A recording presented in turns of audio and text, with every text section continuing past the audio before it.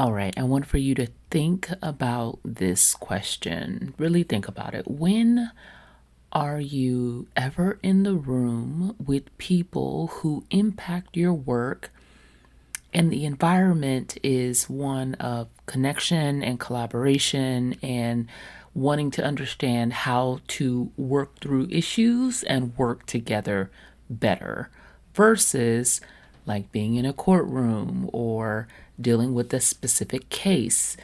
Because when I was working in the courtroom as an attorney representing clients, I was typically in rooms and spaces and trainings with other attorneys. So it was the people who I worked with and saw every day.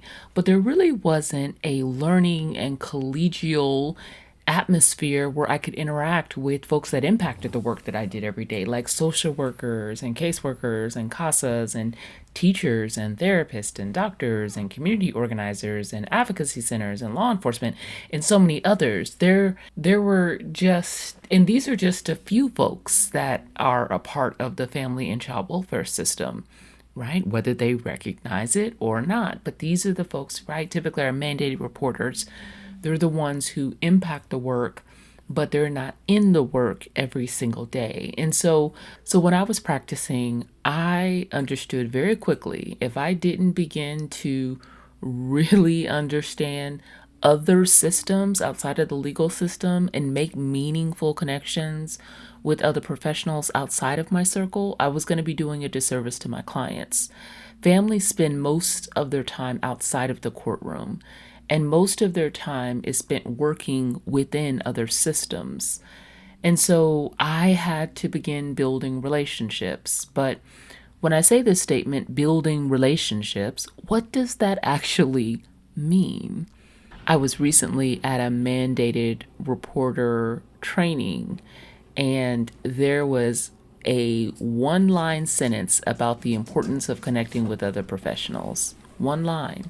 And it reinforced the need to spend more time with understanding, but how do we connect with the many systems within the family and child welfare system?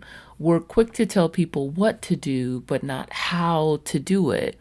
And what are the steps, right? In what ways is this important? And how do I start? Like, how do I take that first step?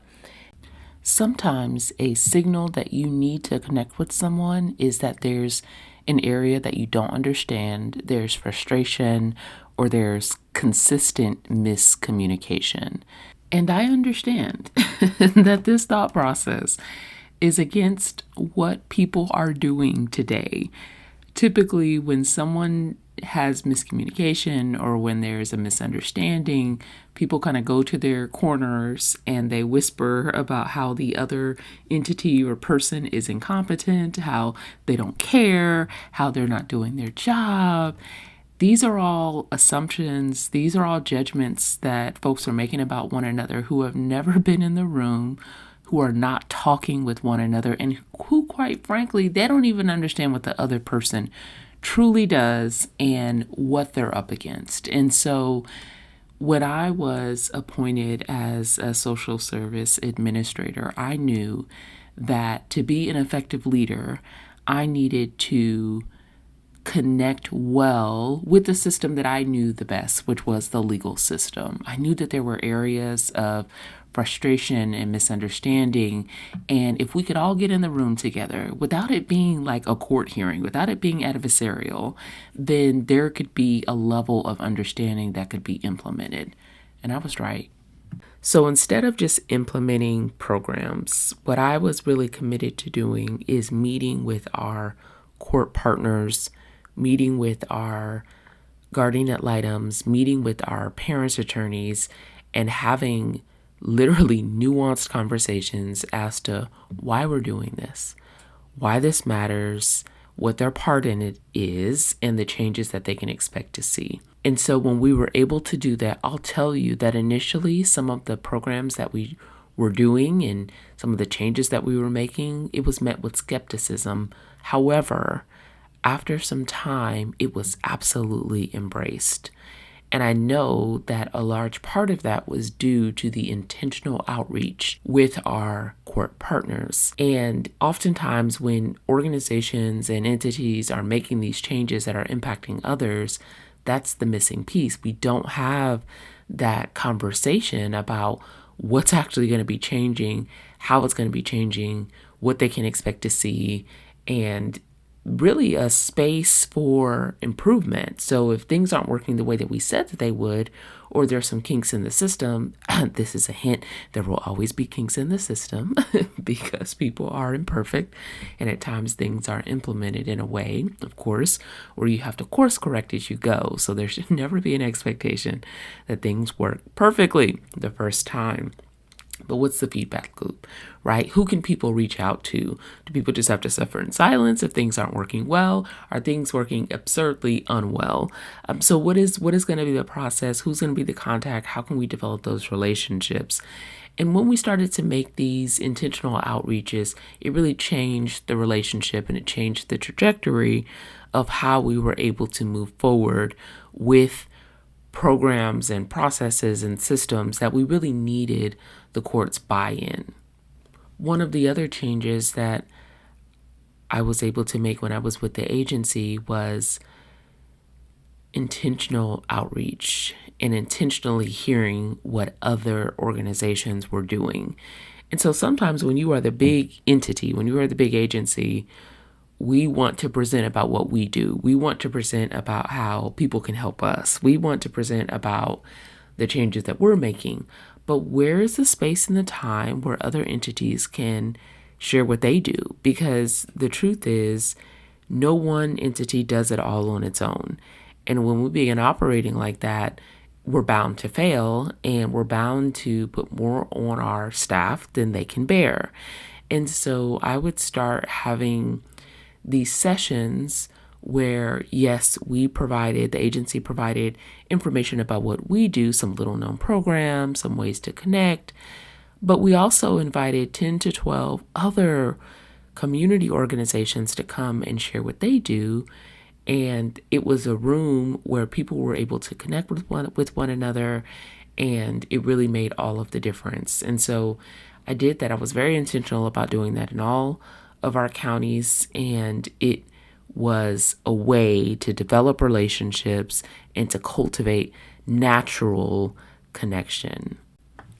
When we think about the how, Sinking Child Welfare helps with this how, with the actual explaining why connection is important, explaining who people within the family and child welfare system need to be connecting with, because again, there are roughly 10 systems within the family and child welfare system that I've identified, and then I have a specific framework, specific exercises, interactive exercises for individuals to do so that they can see visually the connections. And then we go deeper into, okay, you see it, now how?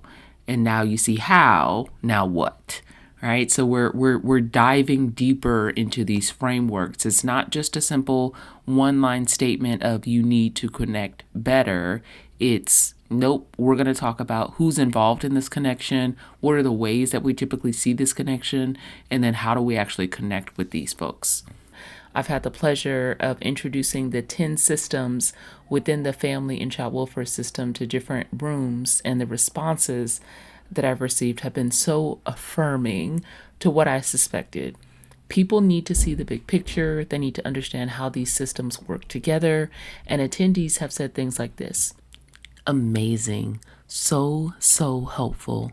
I've been in the field, private, professional, and on the volunteer side, and this is the missing piece to empower all sides. Thank you.